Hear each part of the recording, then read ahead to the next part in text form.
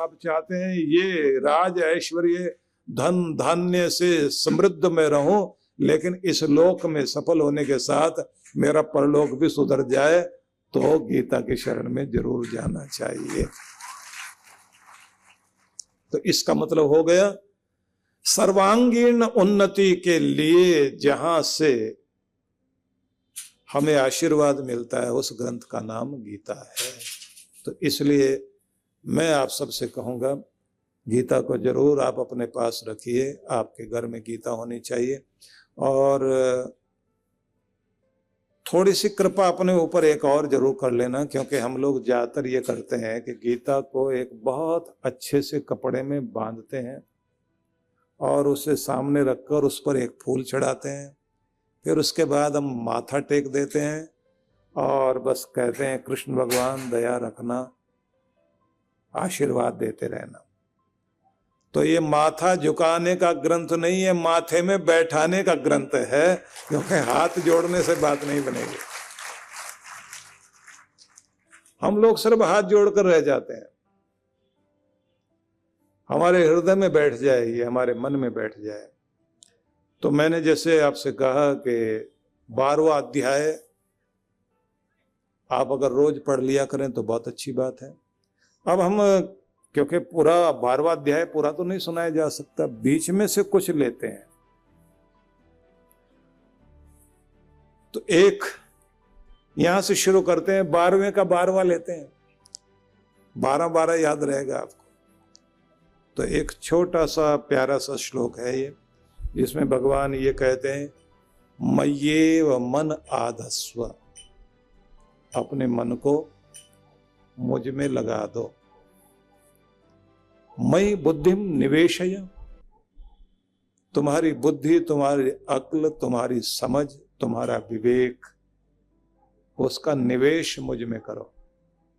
तुम्हारी बुद्धिमत्ता मेरी ओर लौट आए, मन की धाराएं मेरी ओर मुड़ जाएं, तुम्हारा चिंतन मनन मुझसे जुड़ जाए, तुम्हारी बुद्धि, तुम्हारी समझ, तुम्हारा विवेक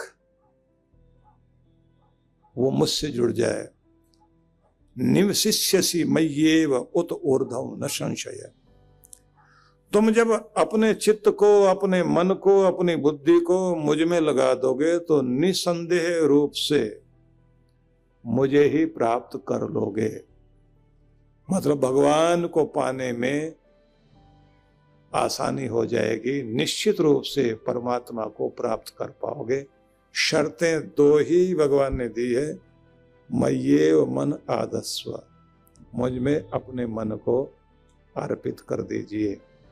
तो पूरा संसार आपका धन भी चाहता है, आपका तन का उपयोग कर लेना चाहता है। कृष्ण भगवान आपसे न तन की बात करते हैं, न धन की बात करते हैं, बस आपके मन की बात करते हैं। ये तन धन दुनिया में लगा दीजिए, लेकिन दुनिया के मालिक के लिए बस अपना मन लगा दीजिए, इतनी बात कही है। मतलब आपकी सारी सब चीजें जो यहां छूट जाने वाली हैं, उन्हें यहीं लगा लीजिए आप, और जिसके द्वारा आपका उद्धार होगा वो मन भगवान में जोड़ दीजिए। अब सबसे पहली बात तो यह कि ये मन है क्या चीज। मन जो आपका है, जिसको आप मन कहें, माइंड कहें, ये मन जो है विचार करने का कार्य करता है। विचारों के बुलबुले जिसके द्वारा आपके मस्तिष्क में हर समय उठते रहते हैं, वो कार्य करता है आपका मन। मन का कार्य है अच्छा बुरा 2 तरह की चीजों को आपके अंदर से प्रकट करना। ये हर पल 2 रास्ते दिखाता रहता है, अच्छा भी बुरा भी। निर्णय करने का कार्य बुद्धि करती है, डिसीजन लेने का काम जो आपके जज साहब हैं वो आपकी बुद्धि है, जो आपके वकील साहब हैं वो आपका मन है। तो आपका ये वकील, दोनों तरफ का वकील यही है आपका मन। ये बुराई वालों का भी है, ये भलाई वालों का भी है, दोनों का कार्य यही करता है, क्योंकि है बड़ा चंचल। मन जब तृष्णा से भरपूर हो जाता है तो ध्यान रख लीजिए कि फिर ये गड्ढे में गिरा कर मानता है। इसलिए ग्रंथों में जो लिखा है, अनंत पारा दुष्पूरा तृष्णा दोष शता वहा अधर्म बहुला चैव तस्मात् ताम परिवर्जयेत। मतलब ये कि मन के अंदर अगर तृष्णाएं भरी हैं और तृष्णाओं वाला जीवन आप जीते हैं, तो फिर ये समझ लीजिए कि तृष्णा का कोई और छोर नहीं है। एक बार तृष्णा में पड़ गए, भोगा न भुक्ता वयमेव भुक्ता, तपो न तप्तम वयमेव तपता। भर्तृहरि ने बड़ा सुंदर लिखा। लोग कहते हैं हमने बड़े बड़े भोग भोगे, लेकिन ऐसा नहीं हुआ। भोगों ने हमको भोग लिया। तपो न तप्तम वयमेव तपता, हमने बड़े बड़े तप किए, ऐसा नहीं, तपो ने हमको तपा दिया।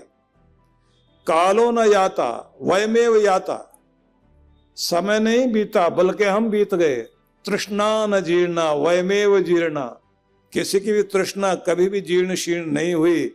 हाँ, मनुष्य जरूर उसका शरीर जीर्ण शीर्ण हो गया, हमारी उम्र खत्म हो गई, लेकिन इच्छाएं कभी खत्म नहीं होती, तृष्णा वही रहती है।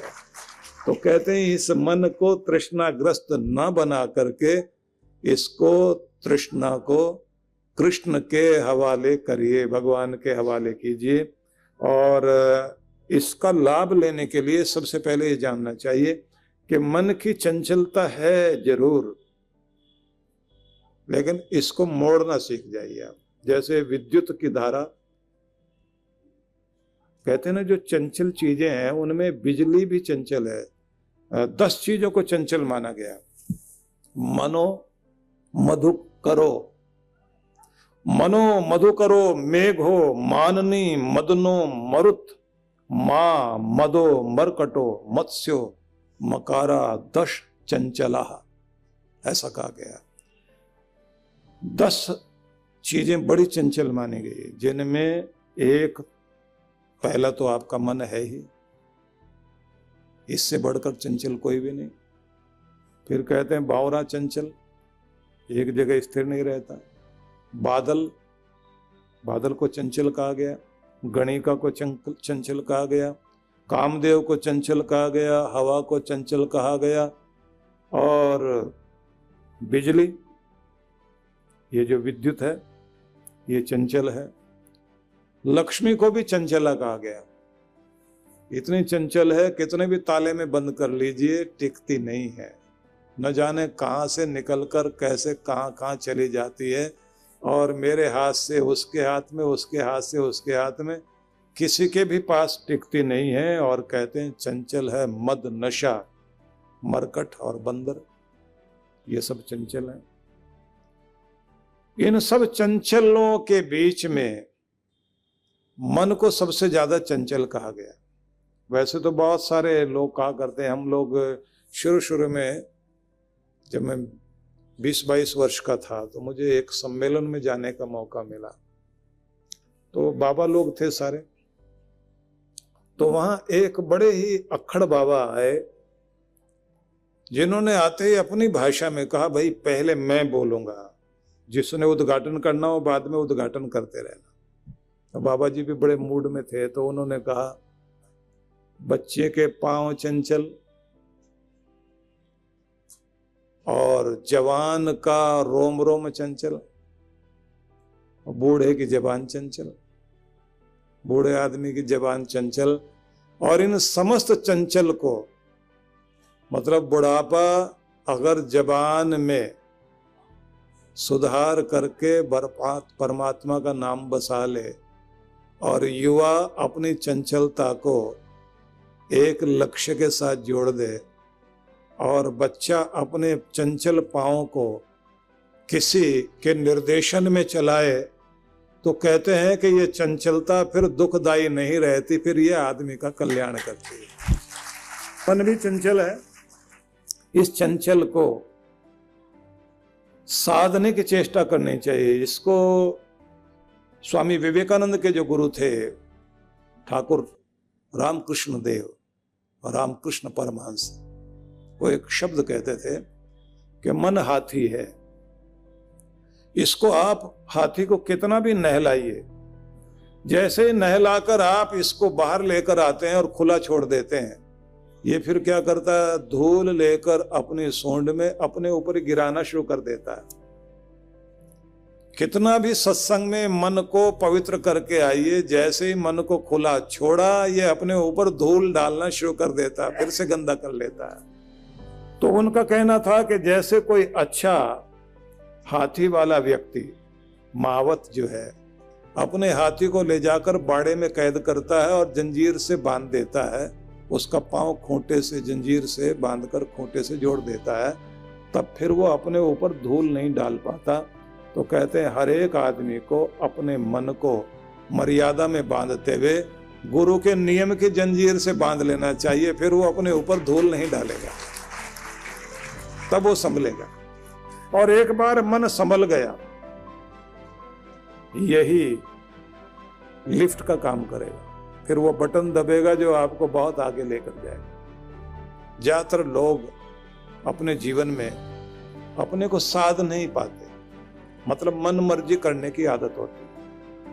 मन मर्जी करने वाले लोग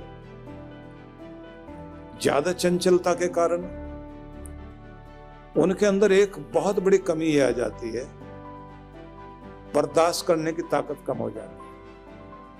गर्मी बर्दाश्त नहीं कर सकते, सर्दी बर्दाश्त नहीं कर सकते, शब्दों की गर्मी बर्दाश्त नहीं कर सकते, थोड़ा मान बर्दाश्त नहीं कर सकते, थोड़ा धन आया तो आपे से बाहर, और धन चला गया तो गर्दन लटक गई, संतुलन नहीं रह पाता। जिस आदमी ने सबसे पहले ये सीख लिया कि स्थिर रहना है, खुद को संभाले रखना है, अपनी चंचलता पर जितना जितना काबू पाए उतने उतने आप अंदर से दृढ़ होते जाते हैं। जिसका मन मजबूत है, दुनिया में सबसे मजबूत आदमी वही माना जाएगा। इसलिए अगर मजबूत होना है तो मन को मजबूत कीजिए। इसके लिए बड़े बड़े प्रयोग चलते हैं अपने देश में। मन को मजबूत करने के लिए हमारे यहाँ व्रत बनाए गए। ये जो आप उपवास करते हैं, इसमें सबसे पहले कहते हैं स्वाद जीतिए। स्वाद जीतते हैं आप तो महिलाओं के लिए बड़ी मुश्किल होती है। एक तो खाना नहीं और खाना बनाना भी है, और खाना बनाना भी है और खिलाना भी है, और दूसरे को खाता देखते हुए खुद को संभालना भी है। यहां से संयम का पता लगता है। एक जगह पर जैसे हमारे यहां भंडारा बट रहा था, तो कुछ विदेशी लोग आए हुए थे, उनके साथ में उनके बच्चे भी थे। एक बच्चा बहुत उत्साही था, उसने कहा कि मैं भी बांटने में योगदान दूंगा। तो बांटने के लिए जैसे वो तैयार हुआ, तो अभी हलवा उसने थोड़ा थोड़ा ही प्लेटों में किसी के डाला, 3 में ही डाला था। तीसरे के डालने के बाद उसने प्लेट उठाई और खुद ही उठ के खाना शुरू कर दी। उसकी माँ कहती है, बेटा मैनर्स नहीं आते तुम्हें। बच्चा कहता, मैं क्या करूं, मेरे से रुका नहीं जा रहा, मेरा तो पहले ही हाल पहली प्लेट में ही खराब हो गया था, मैं तो हिम्मत करके तीसरी तक पहुंचा हूं। बड़ा मुश्किल होता है, किसी को खाता हुआ देख रहे हो आप और अपने आप को रोकते हैं। जब आप अपनी जबान पर स्वाद पर पहले कंट्रोल करते हैं, तो इसका मतलब है अब आप अपने मन पर कंट्रोल करना सीख रहे हैं। ध्यान रख लीजिए, सबसे पहले सारे व्रतों में मन को कंट्रोल करने के लिए ही व्यवस्था दी गई कि स्वाद को जीतना सीख गए आप, तो आप जिंदगी में अपने मन को भी जीतना सीख जाएंगे। इसलिए सबसे पहले स्वाद को जीतना शुरू कीजिए।